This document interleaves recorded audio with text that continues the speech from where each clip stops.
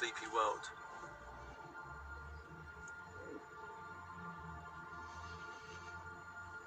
Carl Jung saw the shadow as containing both light and dark energies.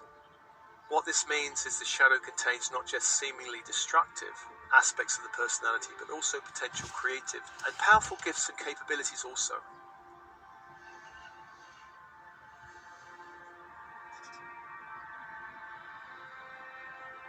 This Ascension News offering came about because of a comment on a recent transmission called Angelic and Star Races Support.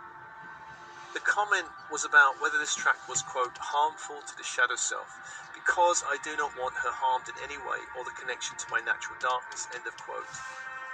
So it seemed this was a natural nudge from the universe to speak about the important topic of shadow selves.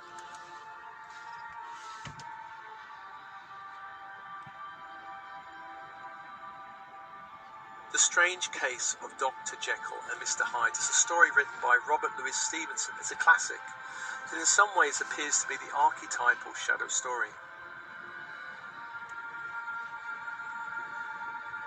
In the story, Dr. Jekyll represents respectable parts of the personality, and Mr. Hyde is the dark shadow.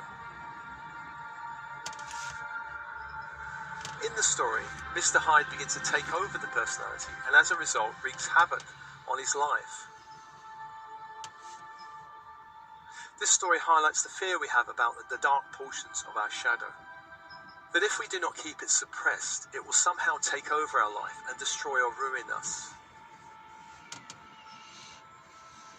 And this kind of connection is very Freudian, because Freud believed the unconscious mind was a repository for socially unaccepted ideas, wishes, desires, traumatic memories, painful emotions that needed to be put out of mind by the mechanism of psychological repression.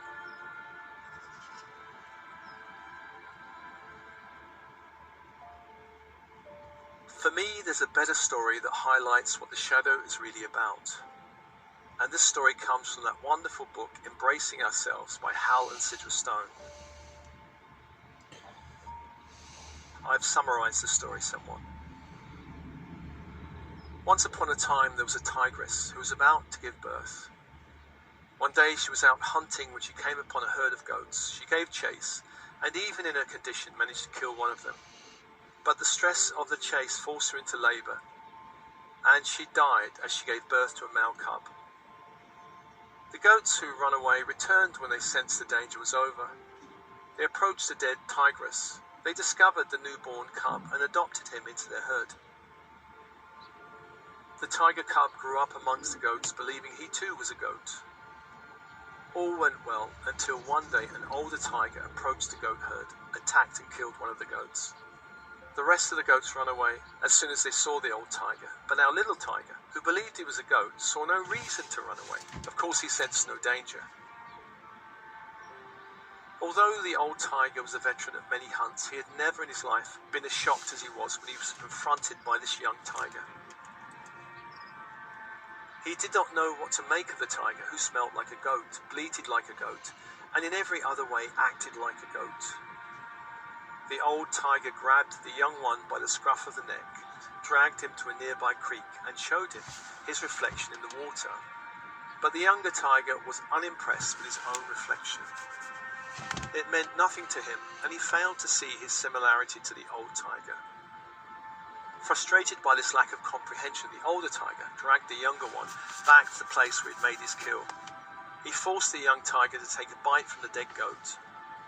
When the young tiger had finished chewing, he stretched, and then for the first time in his young life, he let out a powerful roar, the roar of a jungle cat. Then the two tigers disappeared together into the forest.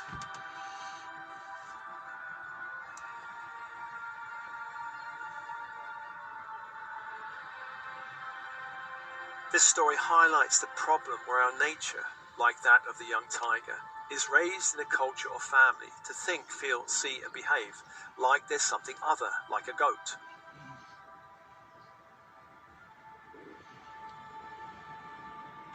When our authentic self is hidden beneath layers of conditioning, we will never be fully ourselves until something or someone comes along to wake us up.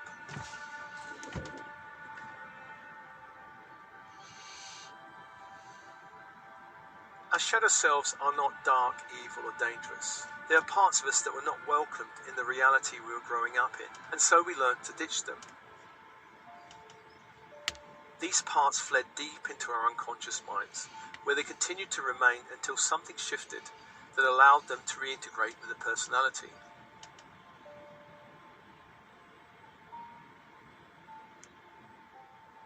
The shadow is a container for all the aspects we have rejected while growing up. For instance, we may have been raised to be a good boy or girl and encouraged to be nice and pleasing. In such case, any hint of being too outspoken or loud or rebellious may well have been punished. At a certain point, this pleasing element became a primary self, and anything that ran counter to this way of being was rejected and lost over time. Another example would be if you were raised in a very pushy family or ambitious family, where you were encouraged to achieve, then being too laid back or chilled would have been labelled as lazy, and therefore achieving became a primary way of being. Perhaps you grew up in a critical family, and you learned to survive by being critical and judgmental back. Being too caring or loving would not really have been that safe or welcomed in the family, and would have been rejected and sent away as a shadow self. Shadow selves are disowned because they're rejected. They may be even considered dangerous. We can grow up afraid of our perceived darkness, wildness, or weirdness. We can also grow up afraid of our light, our gifts, our radiance. In my family, proper and normal were the values pushed, and anything weird was frowned upon. I disowned my inner weirdness for many years, and it caused great depression and unhappiness until I started liberating myself.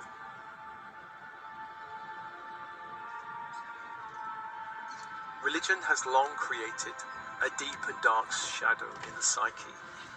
It's common in the developed world to disown selves containing anything too sexual or anything containing strong emotions such as anger. Some contemporary spiritual systems encourage a banishing of ego parts, where perhaps even the entire ego is deemed bad and working against our light. Any spiritual system that demonizes the ego, our sexuality, or strong emotions will tend to create shadow.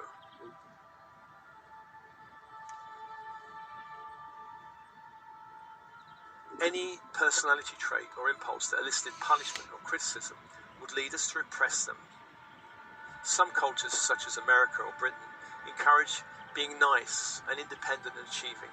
Other cultures, such as a Middle Eastern country, may not encourage independence, free thinking in the same way. Rather, they tend to encourage putting the family before everything else.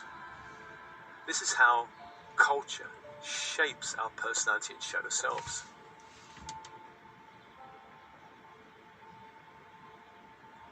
Education also creates primary and shadow selves.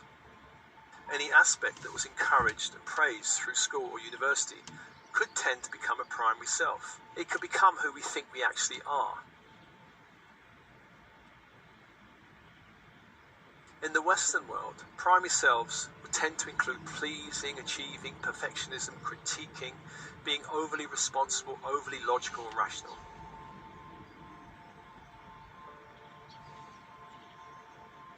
As adults, we may be encouraged to disown our inner child, our inner adolescent, our rebel, our hippie, our dropout, our lounge lizard, our messy creative self, the loud self, and so on. We may also disown certain gifts such as the imaginative self, the intuitive self, the visionary self, the clairaudient self, and so on. It's hard to really generalize because everyone's different and everyone's circumstances are different. And some individuals may become the lazy dropout, the lounge lizard for sure. As a general principle, anything considered shameful, immoral, irrational, fearful or taboo is tossed into the shadow.